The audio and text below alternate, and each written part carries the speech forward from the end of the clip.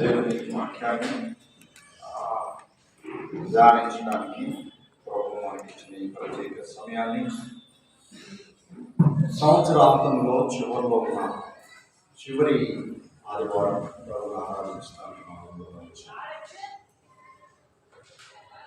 దేవుని మహిమాత్మై మనము దేవుని గ్రంథంలో నుంచి జాగ్రత్తగా చూడగలిగితే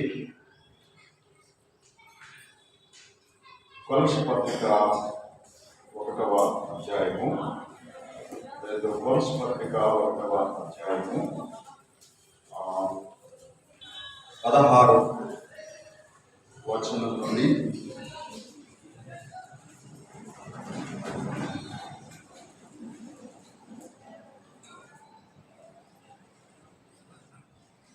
కొన్ని వచనాలు నేను చదువుతాను. 16వ వచనం నుండి బహుశా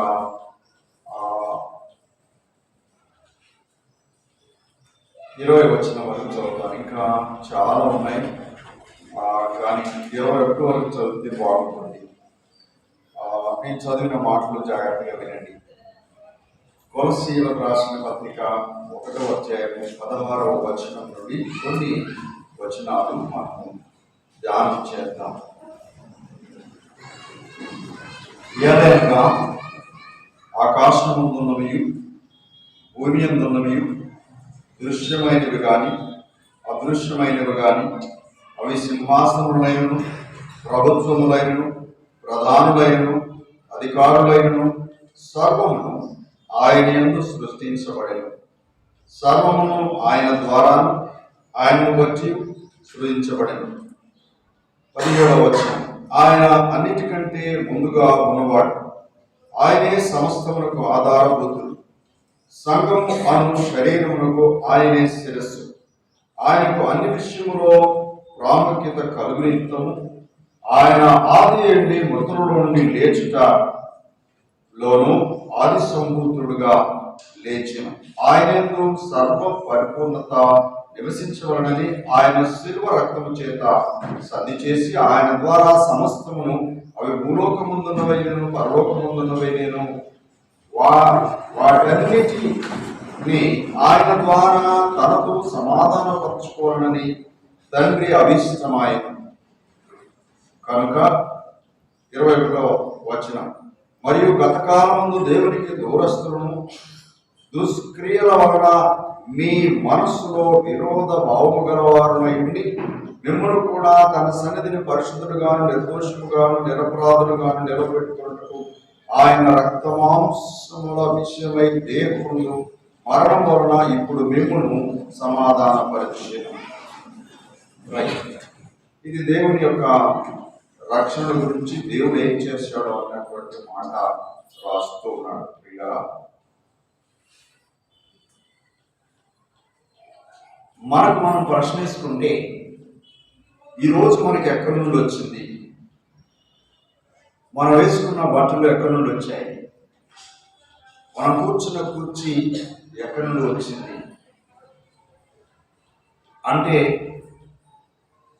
మనలో ఉన్న బలం ఎక్కడిది, మనలో ఉన్న జీవం ఎక్కడిది, మనం అనిపిస్తున్న సమస్తం ఎక్కడిది, మనకు జరుగుతున్నటువంటి సంఘటనలన్నీ ఎక్కడి నుండి జరుగుతున్నాయి, what is behind all these things అని నేను ఆలోచించగలిగితే నీ ప్రశ్నకు అంత తేలిగ్గా నీకు ఎక్కడ సమాధానం దొరకదు. ఎందుకంటే దేవుడు అంత గొప్పవాడు. ఆయన అర్థం చేసుకోవడం నీకు అర్థం కాదు. ఏదో కొన్ని సమయాల్లో బాధ కలిగినప్పుడు కానీ, భయం కలిగినప్పుడు కానీ, ఇబ్బంది కలిగినప్పుడు కానీ, అమ్మో దేవుడు అనేవాడు ఉన్నాడు అనే ఆతృత తప్ప అన్ని సమయాల్లో దేవుడు ఉన్నాడన్న సంగతి చాలాసార్లు మర్చిపోతాం. చాలా ఈ సంవత్సరంలో ఎంత మర్చిపోయామని ఒకవేళ లెక్కలేసుకుంటే దేవుడిని మర్చిపోయిందే ఎక్కువ ఉంటుంది. ఈ మాటలు ఏమి సర్విస్తున్నాయంటే మన ప్రతి గమనం, ఇప్పుడు నేను మాట్లాడుతున్నాను, మీరు వింటున్నారు, ఈ స్వరం ఎక్కడిదని ప్రశ్న వేసుకుంటే సమాధానం ఎవరు చెప్తారు? ఈ వినడానికి శక్తిని ఎవరిచ్చారని ప్రశ్న వేసుకుంటే ఎవరిస్తారు మీకు సమాధానం? ఎవరు ఇవ్వలేదు. కానీ దేవుడు మాట్లాడుతున్నాడు.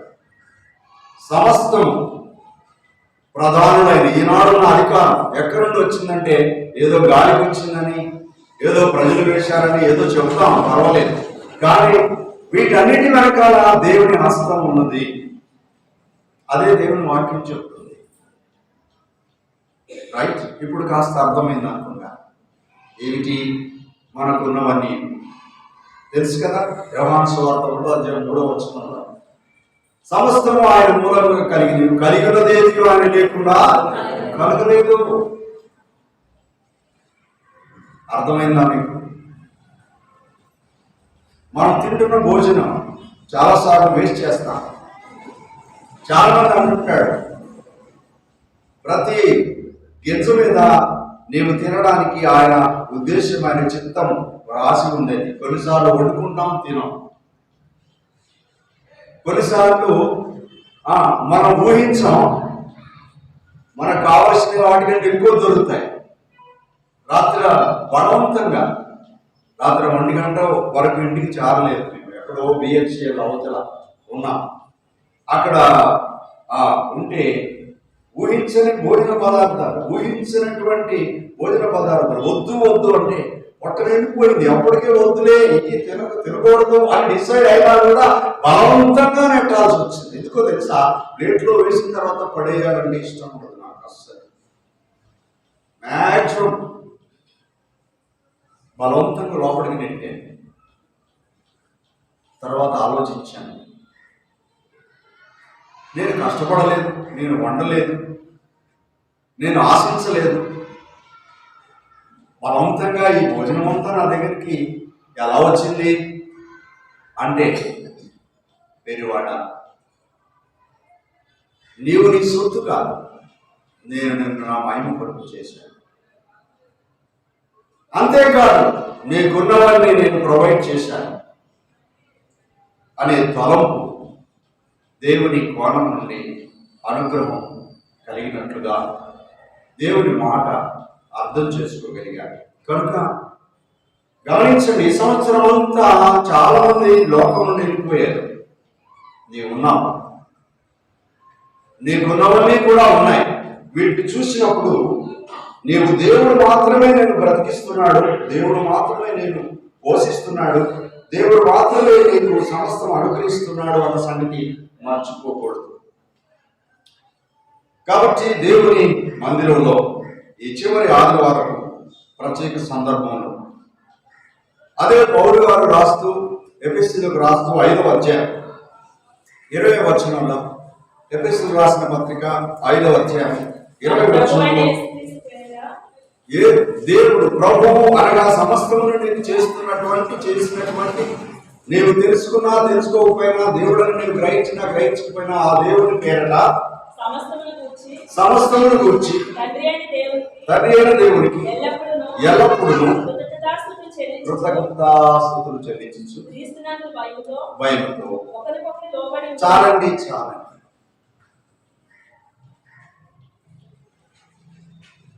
సమస్తము గురించి ఎల్లప్పుడూ తండ్రి అయిన దేవునికి కృతజ్ఞత చెల్లించండి. Thanks always for everything your God who is providing everything to you. నీ దేవుడు నీకు సమస్తం అనుగ్రహిస్తున్నాడు. ఈ శ్వాస ఇప్పుడే అన్న చెప్పారు కదా, ప్రభావతి అంటే 84 సంవత్సరాల వయసులో మన మీటింగ్ ఫస్ట్ 31st మీటింగ్ మన దగ్గర ఉన్నారు. 2nd, 3rd అనుకుంటాను ఆదివారం, ఫస్ట్ ఆదివారం డిసెంబర్ 1st ఆదివారం ఇక్కడ తెలిసిన ఒక స్కూల్లో మీటింగ్ పెడుతూ వెళ్ళారు. హాయిగా స్పీడ్గా వెళ్ళారు. వెళ్ళి ఆమె స్టేజ్ ఎక్కుతూ స్లిప్ అయ్యారు. అంతే, పడ్డారు. 2 రిబ్స్ కరెక్ట్గా లంగ్స్ దగ్గర 2 రిబ్స్ ఇరిగిపోయాయి. ఆమెకు తెలియదు ఆ సంగతి. రాత్రి కూడా మాతో వద్దు అంటే, నేను వస్తాను బాబు తప్పకుండా, వాళ్ళు నన్ను ప్రేమించేవాళ్ళు, వాళ్ళ కొరకు వస్తాను, ఒకవేళ ప్రభు చిత్తం అక్కడి నుంచి వెళ్ళిపోయినా పోతాను, కానీ నేనైతే వస్తానంటే, అయ్యో బాబు ఏం చేయాలి, వాళ్ళ కోడలు వాళ్ళ అల్లుడు వాళ్ళందరేమో మమ్మల్ని తిడుతున్నారు. వచ్చేసి కారు ఎక్కేసారు. అదే తీసుకెళ్ళాం. ఆమెకు తెలియదు, రుచిరిగిపోయాయి. శ్వాస అందుతలేదు అంటూ ఇప్పుడు అన్న చెప్పారు కదా, ఒకవేళ ఆ పర్సు లేకపోతే, ఆ జేబులో అది లేకపోతే వెళ్ళేది. నాకు గుర్తొస్తుంది, నేను 10th క్లాస్లో ఉన్నప్పుడు మీకు చెప్పాను అనుకుంటాను. రాత్రి దీపం సీసాలో కిరోసిన్ పోసి దానికి ఒక ఒత్తి వేసి ఆ యొక్క చీకట్లో చాప దగ్గర పెట్టుకొని చదువుకుంటూ అలా నిద్రపోయాను. ఆ దీపం వెలిగి చేయి తగిలి పడిపోయింది. ఆ బట్టలు అవన్నీ కాలడానికి నా పరీక్ష ప్యాడ్ అడ్డం ఉంది. ఆ ప్యాడ్ అంతా కాలి చివరికి నా దుప్పటి కప్పుకున్నటువంటి ఆ యొక్క బట్ట కాలం ఉన్న దానికి అంటకుండా ఆ ప్యాడ్ ఆ రాత్రి ఆఫ్ చేసింది. అంతవరకు ఆగి కాలి బూడిదైపోయి అలా పడి ఉంది. పొద్దున్న నేను చూశాను, ఆహా ఎంత అద్భుతం నీ రక్షణ. ఇప్పుడు ఇవన్నీ చెప్తుంటే జ్ఞాపకం వస్తుంది. ఆయన మిగిలిస్తే ఎవడు కూడా అడ్డుకోడు, ఆయన రమ్మంటే ఎవడు కూడా ఆపలేడు. అందుకే ఆయన దేవుడు. అందుకే సంవత్సరాంతంలో సమృద్ధిగా సమస్తాన్ని అనుభవిస్తున్నటువంటి మనం ఈ సమస్త సృష్టి ఆ దేవునిదని మరవకూడదు. కనుక సమస్తమును గురించి ఎల్లప్పుడూ దేవునికి కృతజ్ఞత. That is only thing is expecting for you. నీ నుంచి ఆయన కోరేది ఒకటే, ఆయన దేవుడుగా నీవు గుర్తించి ఆయన కృతజ్ఞత చెల్లిస్తే చాలండి. సమస్తమును గురించి ఎల్లప్పుడూ, not only this day, occasional కాదు, అన్ని వేళలా పౌలు గారు రాసిన. ఎందుకంటే సమస్తము ఆయన బట్టి, ఆయన ద్వారా, ఆయన కొరకు దేవుడు మనకి ఇచ్చాడు ఈ సంవత్సరాంతంలో. రైట్. చాలాసార్లు మనం అంటాం, ఈ సంవత్సరం అంతా కాపాడినందుకు దేవుడి చిత్తం ఏంటో తెలియట్లేదండి. మా కుర్రోడు పెళ్లి విషయంలో కానీ, మా అమ్మాయి పెళ్లి విషయంలో కానీ, నా ఉద్యోగం గురించి కానీ, మా కుటుంబం గురించి కానీ, మాకున్న సమస్య గురించి కానీ మాకు దేవుడి చిత్తం అంటే ఏంటో తెలియదు అంటారు. వినండి answer. 1 Thessalonians chapter 5 verse 18 or 16 నుంచి 18 చదవండి సరిపోతుంది. ప్రతి విషయంలో కృతజ్ఞతాస్తుతులు చెల్లించు. ఇలాగ చేయక యేసుక్రీస్తునందు మీ విషయంలో ఇంకేం కావాలండి? Direct answer. No ask anyone. Don't put 110 questions about his will. దేవుని చిత్తం అంటే ఏదో ప్రశ్న వేసుకోబాకండి. అది ఏదైనా సరే, నీ ఉన్న స్థితిలో నష్టమైన, కష్టమైన, దుఃఖమైన ప్రతి విషయంలో ఆ దేవుని కృతజ్ఞత చెల్లించడం నీ విషయంలో యేసుక్రీస్తునందు దేవుని చిత్తం. కాలి కింద దేవునికి స్తోత్రం చెప్పు, చెయ్యి కింద దేవునికి స్తోత్రం చెప్పు, అది కట్టుకుంటుంది.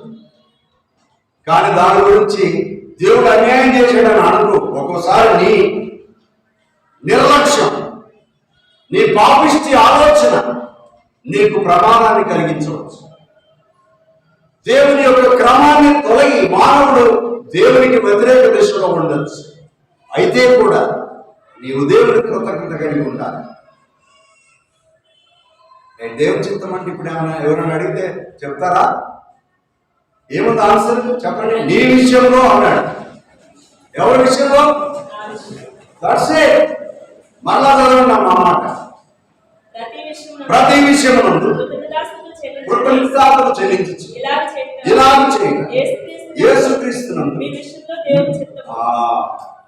ఇప్పుడు మీ పక్కనకి ఆన్సర్ ఇది. ఎప్పుడు ఎవరైనా అడిగిన ఈ మాట చెప్పండి. గుర్తుపెట్టుకోండి. ఏంటి? 1:5-18 1వ తెస్స 5వ అధ్యాయము 18వ వచనం. ఆన్సర్ దేవుని చిత్తం అయితే అని ఎవరైనా చెప్తే దేవుని చిత్తమే వచ్చేయమని చెప్పండి. అది రైట్ అయితే, తప్పు అయితే కాదు. దేవుని చిత్తం అయితే అని చెప్పి తప్పించుకుంటారు చాలా మంది ఉంటారు. దేవుని చిత్తం ఎప్పుడు కూడా దేవుని పనికి ఆటంకంగా ఉండదు. అది నీ ఇష్టం, నీ తలంపలా ఉంటుంది. కాబట్టి అర్థమైందంటే దేవుని చిత్తం. ఇప్పుడు ఈ మాటలు ఎందుకు చెప్తున్నానంటే ఇయర్ ఎండింగ్ లో ఉన్నాం కాబట్టి సమస్తం దేవుడు మనకు చేసి ఈ సంవత్సరం అంతా ఆయన అనేక కార్యాలు చేశారు కనుక ఎల్లప్పుడూ దేవునికి మనం కృతజ్ఞత కలిగి ఉండాలి. ఆయన కృతజ్ఞత give thanks for everything always to your lord God almighty who is providing all the things for you. That is his will according to his word. అది దేవుని చిత్తం నీయన ఆయన వాక్యానుసారం. ఇక దానికి అడ్డం ఏం చెప్పకూడదు, అది ఏమైనా సరే. రైట్. కాబట్టి దేవుని ప్రియులరా, కొలస్సీ పత్రిక 2వ అధ్యాయం మరలా అపోస్తలుడైన పౌలు 16-17 వచనంలో ఒక మాట మాట్లాడుతున్నాడు. కాబట్టి అన్నపానం విషయంలోనేమి, పండుగ అమావాస్య విషయంలోనేమి, విశ్రాంతి దినం అన్నవాడి విషయంలోనేమి ఎవడు దీనిగాలు అడగాలని చెప్పడానికి అవకాశం ఇవ్వాలండి. ఇవి రాబో వాటి ఛాయే కానీ నిజస్వరూపం క్రీస్తులో ఉన్నది. ఏమండి, చాలా మంది వారం పెట్టుకుని ఈ వారం ఇది చేయకూడదు అంటారు కదండి. ఒకసారి మంగళవారం ఒక ఆయన చచ్చిపోతే ఒక నల్ల కోడిని పట్టుకొని వచ్చారు. ఎందుకు? పెట్టితో పాటు కోడిని తెచ్చారు. సంచుల కోడి క్యారం అంటుంది. కోడి ఎందుకు తెచ్చారంటే మంగళవారం అండి అందులో వెయ్యాలంటాడు. ఏంటి అందులో ఎత్తి లేస్తాడండి. ఎందులో? వందలో పెడుతున్నాం. ఆయన ఆల్రెడీ మట్టి అయిపోయాడు. మట్టిని మట్టిపాలు వేస్తున్నాం. ఇక నీ ఆచారం ఆయన లేకుండా ఆచారం నీకు వచ్చే ప్రమాదాన్ని ఎవరు తప్పిస్తుందా? నీ బుర్రలో ఉన్న బుద్ధి తప్ప ఎవరో చెప్పినటువంటి చాదస్తం తప్ప.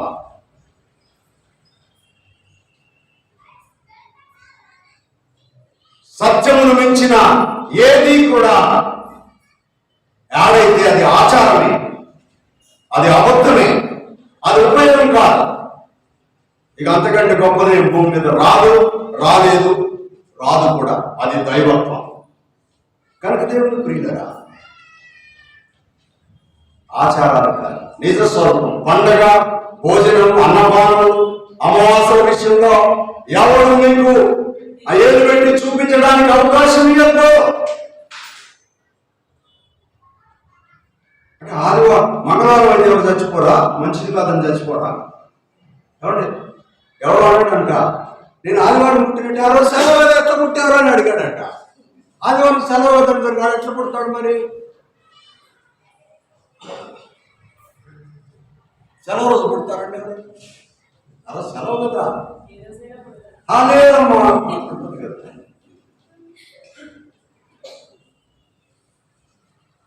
పుట్టికి యాక్సిడెంట్ అయింది రోడ్డు మీద. ఇలా మంగళవారం కాబట్టి హాస్పిటల్ వెళ్ళకూడదండి, ఇలా ఇక్కడే ఉంచుతాం, లేకపోతే అంటే చాలా బాగుంటుంది కదండి. మంచిగా ఉంటుంది. అది నీ ఆచారం.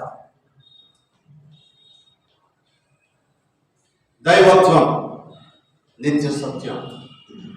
ప్రభు దేవుని బిడ్డలా, కేవలం 31వ తారీఖు కాబట్టి, లాస్ట్ రోజు కాబట్టి ఏమో దేవుని ఆరాధిద్దాం అనుకుంటే అది మీకు ఆచారం.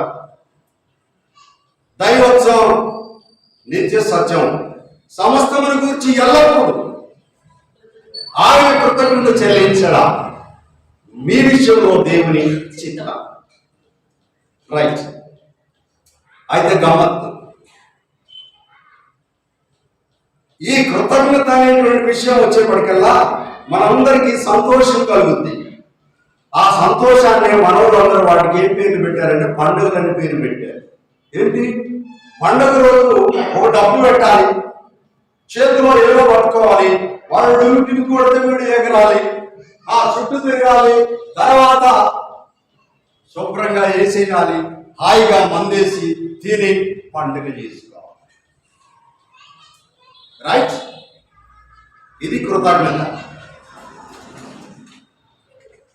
అది ఆయన ఇష్టం చొప్పున కాదు, అది మనిషి. దానికే పేరు కృతజ్ఞత, దాన్నే పండుగ. ఈనాడు ప్రపంచంలో ఎన్నో పండుగలు వచ్చాయి. బైబిల్లో కూడా చాలా పండుగలు ఉన్నాయి. ఆ పండుగకు రెండు కోణాలు ఉన్నాయి. ఒక కోణం దేవుడు ఇష్టపడే పండుగ, మరొక కోణం దేవుడు ఆశ్రయించుకునే పండుగ. ఈనాడు దేవుని బిడ్డలుగా, దేవుని ఎరిగినటువంటి ప్రజగా నీ పండుగ దేవునికి ఇష్టం కాకపోతే దేవుడు ఆశ్రయించుకుంటాడు. నీ ఆచారం అది సత్యం కాకపోతే, అది అబద్ధమైతే దైవత్వానికి వ్యతిరేకం. అంతకంటే చెప్పడానికి ఏమి లేదు. కనుక బైబిల్ గ్రంథంలో ఇశ్రాయేలులకు దేవుడు పండుగలను కొన్ని ఎన్నిక చేశాడు. చూడండి, నిర్గమకాండం 23వ అధ్యాయం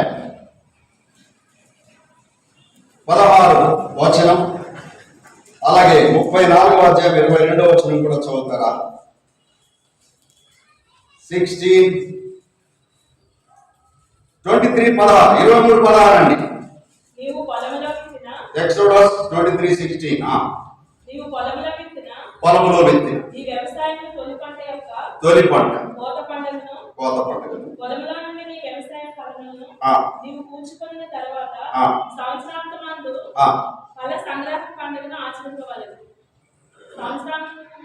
చాలండి. ఇప్పుడు ఇది సంవత్సర అంతం, అవునండి. 31 డిసెంబర్ ఈ సంవత్సరం అయిపోతుంది.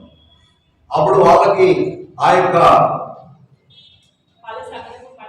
ఎవరికి, వీళ్ళకి యూదులకి లేక ఇశ్రాయేలులకు అప్పుడు దేవుడు కొన్ని పండుగలు చెప్పాడు.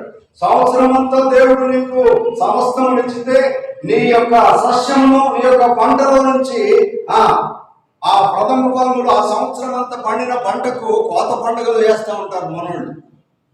కోత పండుగలు తెలుసండి మీకు? కృతజ్ఞతార్పణల పండుగ అని అన్ని తెస్తారు. అయ్యగారు అన్ని వేసుకుంటాడు శుభ్రంగా. ఏ పండుగ వచ్చినా అయ్యగారికి పెద్ద పండుగే. ఈ లోక సంబంధంగా నిజమైన దేవుని సేవకుడికి ఏంటో తెలుసా పండుగ? అన్నీ తెచ్చిన వస్తువులు కాదు, ఆధ్యాత్మిక జీవితాలు. ప్రభు కొరకు అద్భుతమైనటువంటి కుటుంబాలుగా కట్టబడడానికి శ్రమిస్తాడు, దాని మీద పనిచేస్తాడు. ఆ పండుగ కావాలి. రైట్. ఇక్కడ సంవత్సరాంతము పండుగ అని, ఇదొక పండుగ. అంటే సస్యంలో, పంటలో, నీకున్న ఆస్తులు, నీకు దేవుడు చేసిన మేలును బట్టి దేవునికి ఈ సంవత్సరం అంతా చేసినటువంటి మేలుకు ఆయన కృతజ్ఞత చెల్లించడానికి అదేం పండుగ అన్నాడమ్మా? ఫల సంగ్రహణ పండుగ. ఫలములు ఇస్తే దేవుడు అన్నిటిని ఇచ్చినందుకు దేవునికి పండుగ చేయమని చెప్పాడు. ఇక 34వ అధ్యాయం 22వ వచనంలో ఇంకో పండుగ చెప్పాడు. చూడండి, మరియు నువ్వు గోధుమల కోతలు, ప్రథమ ఫలముల పండుగలు అనగా వారముల పండుగ, ఇక అన్నీ కలిపాడండి. 6 దినములు కష్టపడు నీ జీవితం ఫలించడానికి, కుటుంబాన్ని కట్టుకోవడానికి. 7వ దినం విశ్రాంతి దినం, దేవుని కొరకు టయాన్ని పెట్టుకో. ఇది పంట గురించి చెప్పినా కూడా ఆధ్యాత్మికమైనటువంటి విషయం. ఇది సంవత్సరం అంతా కూడా ఎలా చేయాలి. ఇప్పుడు ఎంత మిస్ అయ్యామో చూడండి. పండుగలు ఎన్ని మిస్ అయ్యాము. నా అటెండెన్స్ లో ప్రభు ఎరిగిన తర్వాత no missing dates, no underlines. నా ప్రభు వింటున్నాడు. యేసు ప్రభువును దేవుడుగా అంగీకరించి ఆయన నిజమైన సత్యవంతుడని, సత్యమైన పేరు పెట్టుకుని నేను అబద్ధికున్నని అర్థమైన రోజు నుంచి ఆ సత్యమునికై నిత్యము ట్యాగ్ చేయబడి వేలాడుతూ ఆయన మహిమ కొరకు సాగడానికి ప్రయత్నిస్తున్నటువంటి బలహీనులని చెప్పడానికి ఆనందపడుతున్నారు. అందుకంటే నాకు ఇంకా పెద్ద ఆస్తి ఏమి లేదు, అవసరం కూడా లేదు. అవసరమన్నీ ఆయన తీరుస్తున్నాడు. అద్భుతమైన ఆయన ప్రేమకు పాత్రుడమైన దేవుడి స్తోత్రాలు. కనుక దేవుడు ప్రియులారా, సంవత్సరాంతమందు వారం ప్రతిదినము కూడా అని దాని అర్థం. ఈ పండుగలేంటి? నీ సంతోషాన్ని తీసుకొచ్చి దేవుడికి ఇస్తే దేవుడు ఏమైనా తింటాడు అనేది కాదండి. ఆ విషయంలో వేరే పరమార్థాలు ఉన్నాయి. మీలో ఉన్న బీదలకు, మీలో లేని వాడు, సంతోషం లేని వాడికి సంతోషం పంచుటకే, మీకు మీ జీవితాలు కలగడానికి పనిచేస్తున్నటువంటి సేవకుల కుటుంబాలు పోషించబడడానికి, అనాథలైన వారు, అర్హులైనటువంటి బీదలైన ప్రజలకు నీకు ఇచ్చిన సస్యంలో నుండి వారు సమాధానం పడడానికి, నీ సంతోషమును, నీ పండుగను వారితో కలిసి కూడా పండుగ చేసుకోవడానికి దేవుడు ఈ సంగ్రహ పండుగను ఏర్పాటు చేశాడు. ఈనాడు పండుగలు ఎలా ఉన్నాయంటే, అంత తెచ్చుకొని మనం కట్ చేసుకొని మనం శుభ్రంగా తిని వేవమని పక్కడు వేరా ఎందుకు వచ్చావు వెళ్ళు. అవునా? బైబిల్ చదువుతాం. పండుగలు ప్రభు మహిమ కొరకు ఆచరిస్తాం. Thanksgiving, what for it? What is the meaning of Thanksgiving? దేవుడు వచ్చి నీవిచ్చింది తీసుకెళ్ళాడు. ప్రభు అంటాడు, నేను రోగిని, నన్ను చూడవచ్చింది, నేను ఆకలి కొట్టిని, నాకు భోజనం పెట్టింది, నేను దాహం కొట్టిని, నాకు నీళ్ళిచ్చింది, నేను రోగిని, నన్ను చూడవచ్చింది అంటాడు. మేము ఎప్పుడు చేశామయ్యా? నువ్వెప్పుడు రోగిపోయావు, నువ్వెప్పుడు దాహం ఉన్నావు, నువ్వెప్పుడు ఆకలి కొన్నావు అంటే, ఈ ప్రజలకు చేశారు కనుక నాకు చేసినట్టే. అది పండుగ. చెప్పండి, మీ పండుగలు ఎలా ఉన్నాయి? మన సాక్షితో ఆలోచించండి. దేవుడు చెప్పిన పండుగ మీ పండుగకు టాలీ అయిందా? లేకపోతే మీ పండుగలు దేవుడు అంగీకరిస్తున్నాడని అపోహలో ఉన్నారా? Check your festivals. This is the check list. Otherwise you are going to stand before the judgment of the Lord. దేవుని యొక్క తీర్పు రోజు నీవు లెక్క చెప్పాలి. ఆ రోజు దేవుని మాటలు నీకు గుర్తొస్తాయి. కనుక దేవుని ప్రియులారా, నా చేతులు జోడించి బ్రతిమలాడుతున్నాను. పండుగల పరమార్థం ప్రభు కృతజ్ఞత చెల్లించడం నుంచి వచ్చింది పండుగ. ఆయన కృతజ్ఞత అంటే మన కొరకు కాదు, మనకిచ్చింది లేని వాడికి, మన సంతోషాన్ని సంతోషం లేని వాడికి పంచుటకు పండుగలు ప్రారంభమయ్యాయి. అది ప్రతిదినము వారం ప్రభు పండుగ కొరకు ఆచరించమన్నాడు. ఇక ఇంకొంచెం అధికమైన మెట్టుకు పోయి మనం అర్థం చేసుకోవడానికి నిర్గమకాండం 12వ అధ్యాయం 17వ వచనం చూస్తారా? 12th chapter verse 17. 12:17 దయతో చదవండి. మీరు ఆచరింపవలెను. ఈ దినమందే నేను మీ సమూహములను ఐగుప్తు దేశంలో నుండి వెలుపలికి రప్పించినది కనుక మీరు మీ ధర్మలన్నిటిలో ఈ దినమును ఆచరింపవలెను. ఇది మీకు నిత్యమైన కట్టడ.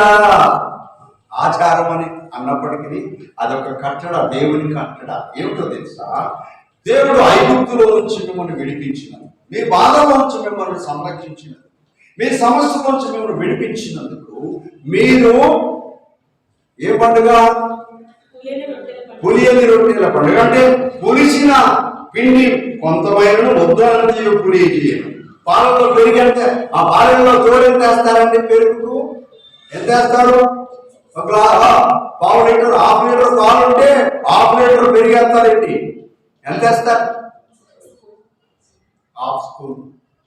ఎక్కువ వేసారంటే పుల్ల హ్యాపీ అనాలి.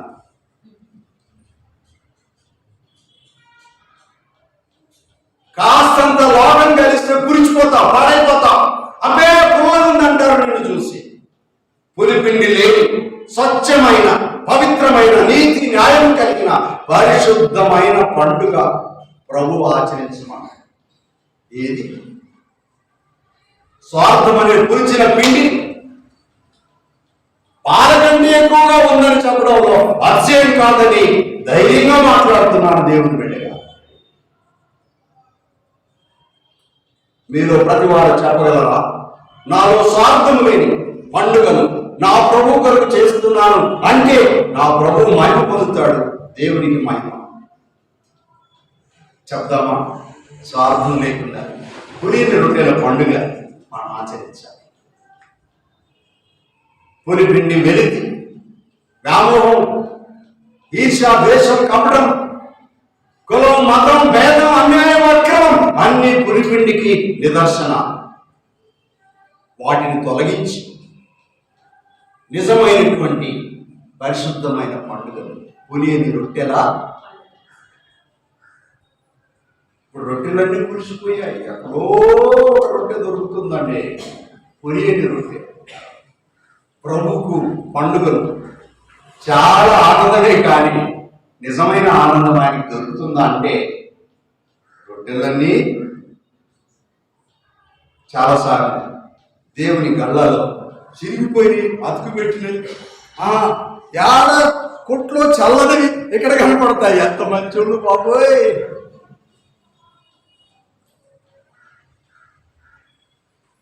అప్పుడు కొంతమంది అంటూ ఉంటారు, నన్ను మీరు చెప్పరా, మీకు చేత కదా,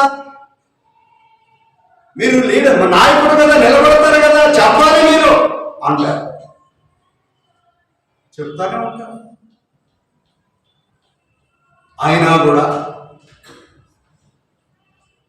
అలవాటు మానే అంత మంచి స్వభావం మనకుండి ఎప్పుడూ బాగుపడేవాడు. మిమ్మల్ని నిందించడం లేదండి, వాస్తవమైన దేవుని వాక్యం చేత మాట్లాడు. ప్రభు ఎల్లప్పుడూ తన చేతులు చాచి మన ఎడల పులిపిండి లేని వారిగా ఉండాలని ఆశపడుతున్నాడు. 30, 43, 47 అదే 12వ అధ్యాయం 43, 47 వచనం కూడా చదువుతారా? మరియు యెహోవా మోషే అహరోనుతో ఇట్లా నేను ఇది పస్కా పండుగను గూర్చిన కట్టడ, అన్యుడెవడును దాన్ని తినకూడదు, వెండితో కనబడిన దాసుడు సున్నతి పొందినవాడు చాలమ్మా.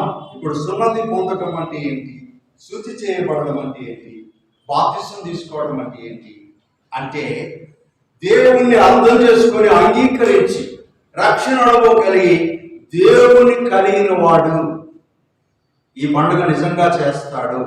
అది పస్కా పండుగ. అంటే యేసు ప్రభు పస్కా బలి పశువుగా.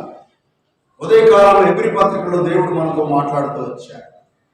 ఈ లోకంలో ఉన్న యాజకుల వలె మొదట తన పాపం కొరకు, తర్వాత తన ప్రజల పాపం కొరకు యాచన చేసి బలి అర్పించినటువంటి యాజకుడు యేసు ప్రభు కాదు.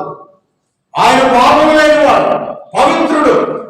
ఏటా ఆ యొక్క విజ్ఞాపన చేసి మన పాప పరిహారం చేయడానికి ఆయన పరిహారం చెల్లించి మొక్కుబడులు చెల్లించే యాజకుడు కాదు. మన ప్రధాన యాజకుడు పవిత్రుడు. ఒక్కసారి సమస్త పాపముల లోకమంతటి మానవ పాపములు కడిగి వేయగలిగిన, పరిశుద్ధత కలిగిన పవిత్రుడైన దేవుడు. కనుకనే యేసు రక్తం ప్రతి పాపము నుండి మనం పవిత్రుడుగా చేయి. అది మనసాక్షిని కడిగితే, మనసాక్షి కడగబడితే ఇంకా ఏ అవసరం ఉందండి? ఇక్కడ ఉన్నందరి మనసాక్షులు ఒకసారి కడగబడ్డాయి అనుకో, ఇంకేమన్నా ఉంటుందా? ఇప్పుడు ఒక్కోసారి ఇక్కడ క్యాలెండర్లు పెడితే మాయమైపోతాయి.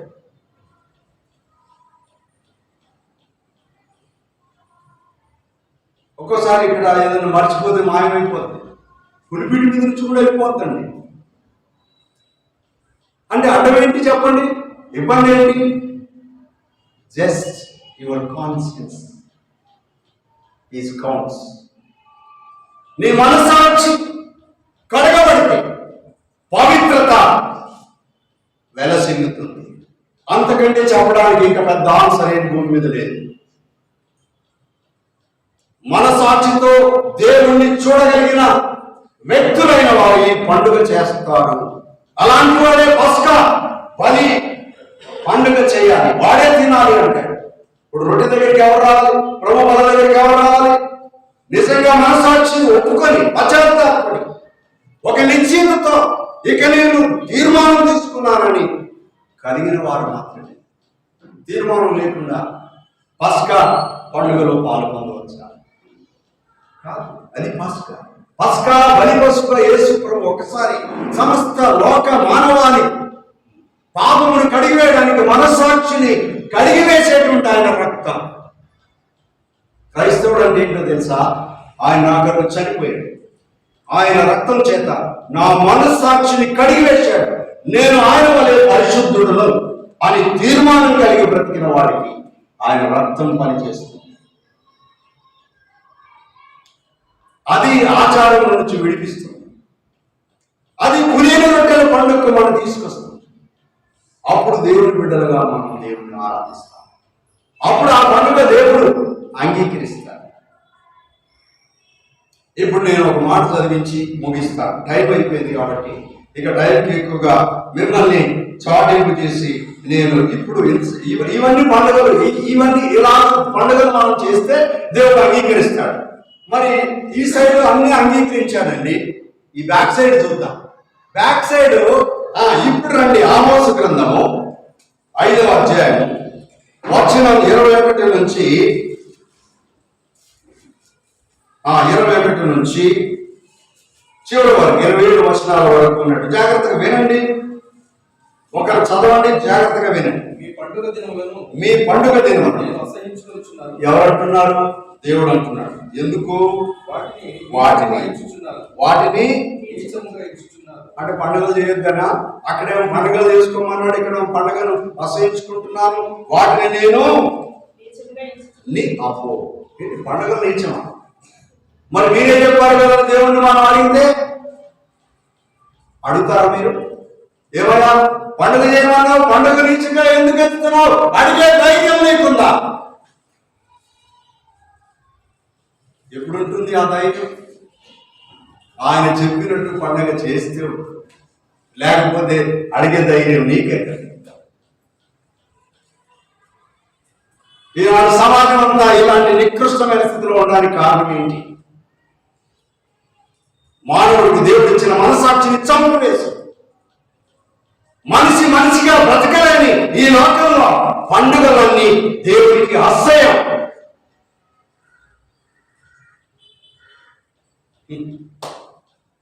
రండి. తర్వాత అంటాడు నీచంగా ఇస్తానన్నాడు. తర్వాత ఇంకొక మాట అంటాడు, మీ వ్రత దినములలో కలుగు వాసన ఆగ్రానింపనొల్లను. వ్రతం ఏంటండి? ఉపవాసం ఉన్నాం సార్, ఇవాళ తినం. ఎందుకండి నీ ఉపవాసం? ఏంటి? ఏదో రావాలని అన్నీ ఇచ్చాడు, అవి వదిలిపెట్టావు, ఇంకోటి ఏదో కావాలని. దానికి నీ వ్రతం. అసలు ఇచ్చిన దేవుణ్ణి నిత్యం వ్రతంతో ఆరాధించడమే ఆయన కోరి. అవన్నీ మర్చిపోతాం. వ్రత దినం ఈనాడు వ్రతాలు, పూజలు, పురస్కారాలు. అబ్బో, మరి ఇక్కడ ఏమంటున్నాడు చూడండి. ఆగ్రానించ వాళ్ళను పూజ ధూపం వేయి. ఇక అశ్వమేధ యాగం, నవమేధ యాగం. ఇక మా ఊళ్ళో ఇప్పుడు మేము చిన్నప్పుడైతే దున్నపోతును నరికేవారండి. వాడు తలారి వాడు ఉండేవాడు, వాడు కత్తి అంత చేసుకొని ఒక్క దెబ్బకే కట్ చేయాలి వాడు, లేకపోతే వాడి పరిస్థితి. వాడు రాత్రంతా మందేసి బాగా బలిసి తిని దాన్ని నూరి రెడీగా ఉండేవాడు. అంటే కట్టేసి వేస్తే ఒక్క దెబ్బతో ఆనందంగా లాగేసేవాడు. తెగ అవతల పడితే దాన్ని ఎత్తుకొని ఇంకొకడు ఊరంతా తిరిగి వారం రోజులు ఇటు ఆ ఊరోడు ఊరికి రావద్దు, ఊరోడు ఆ ఊరికి పోవద్దు.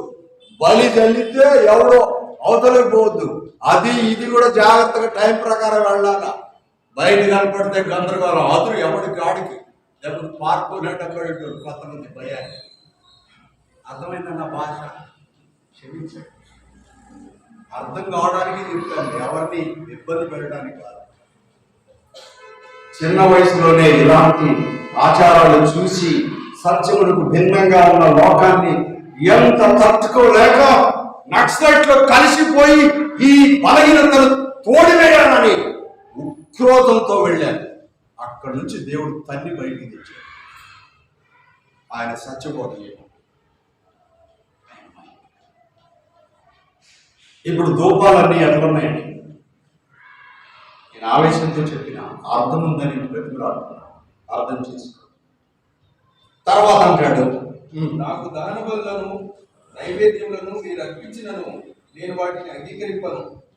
సమాధాన బలులుగా మీరు అర్పించు రొక్కిన పశువులను నేను చూడను. మీ పాటల ధ్వని అంగీకరించను, చూడను. సమాధాన బలులు, తప్పు చేసినాడు, దొంగతనం చేసినాడు. గమ్మత్తు తెలుసా? దొంగతనానికి పోయేటాడు అయ్యగారు దగ్గరకు, చైగారు నేను పని మీద పోతాను, నాకు ప్రార్థన చేయండి అంటే ఏం చేస్తాను? వాళ్ళు ఎందుకు పోతాడో అయ్యగారికి తెలియదు కదా.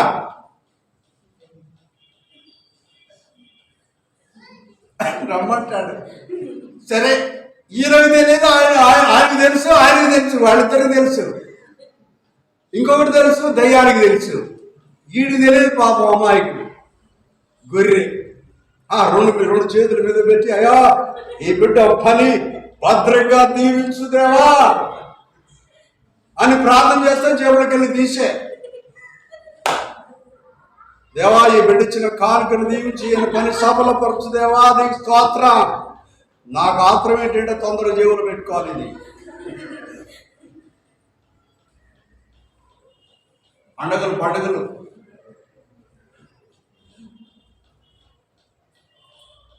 ఈ అనుభవం నాకు కూడా ఉంది, నేను కూడా చేశా. జేబులు పెట్టుకున్నా, తిన్నా. కానీ నా ప్రభుని అడిగాను, ప్రభా నా ఊహకందని నాకు తెలియదు, నన్ను క్షమించు. ఉన్నాయి కూడా కొంతమంది గృహ కూడికి, అదేంటి గృహ డెడికేషన్కి, గ్రౌండ్ బ్రేకింగ్ డెడికేషన్ పిలిచి కొబ్బరికాయ కొట్టట. ఓరి బాబోయ్, నా బుర్ర మీద కొట్టు, ఇక అయిపోద్ది ఒకసారి. ఎందుకు ఈ బాధంతా, నన్నెందుకు ఇరికిస్తావు అని తట్టుకోలేక ఏం చేద్దామంటే అయ్యగారున్న బాధలు అందుకే మొత్తం ఊడిపోయినాయి. ఇక ఉన్నాయన్నా ఉండనియండి.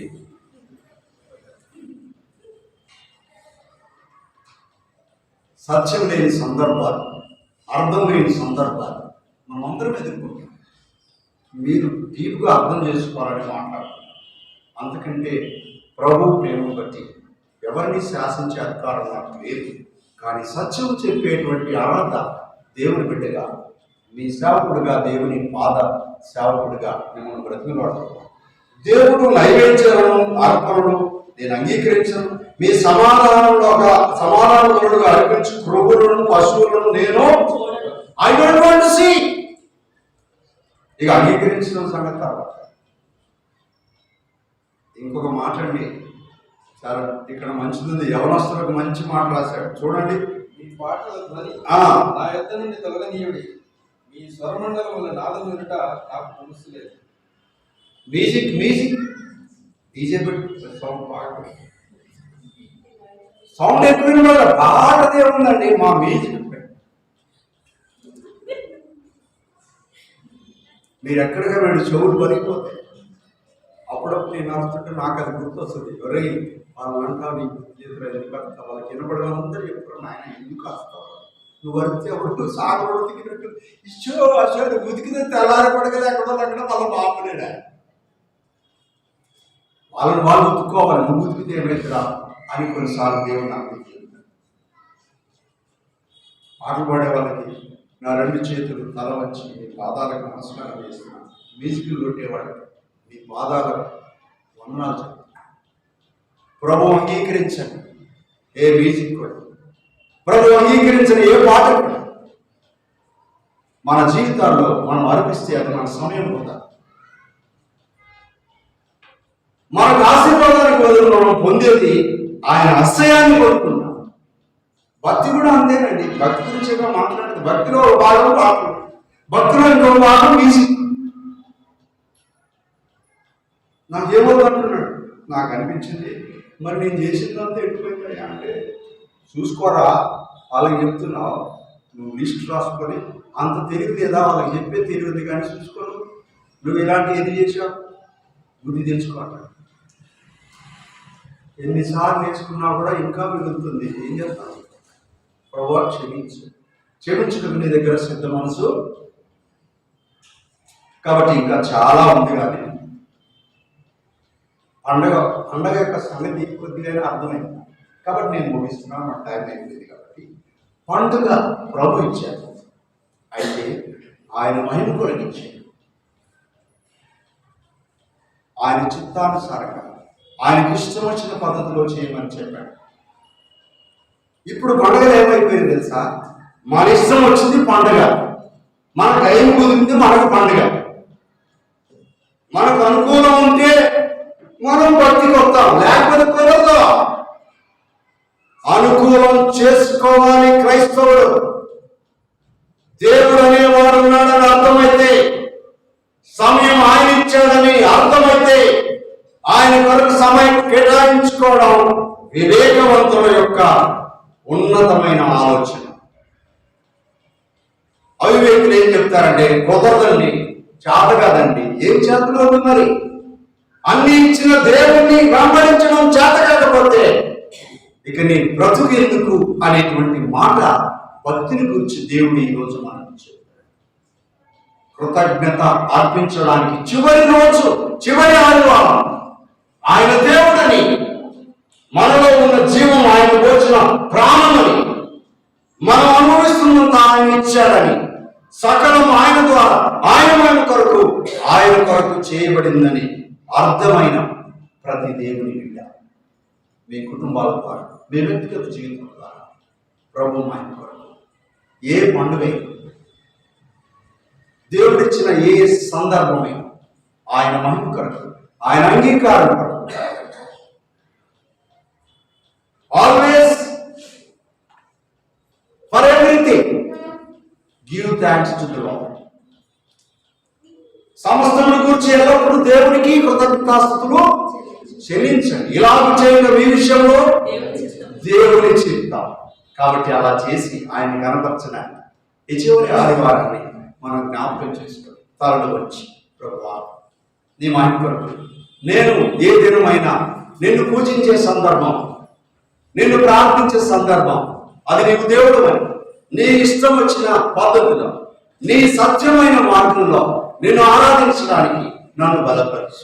నీ మహిమ కొరకు నా జీవితాన్ని నీ మహిమ కొరకు వాడుతున్న ఏ సందర్భమైన నీకు థాంక్స్ చెప్తున్నప్పుడు అది సంపూర్ణమైన నీ ఇష్టానికి అనుకూలంగా ఉండాలి. నీవు త్రోసివేసేదిగా, నీవు అసహించుకునేదిగా, నీవు చూడనిదిగా, నీవు అంగీకరించినదిగా ఉండకూడదు అని ఒక తీర్మానం చేసుకుంటున్నాను.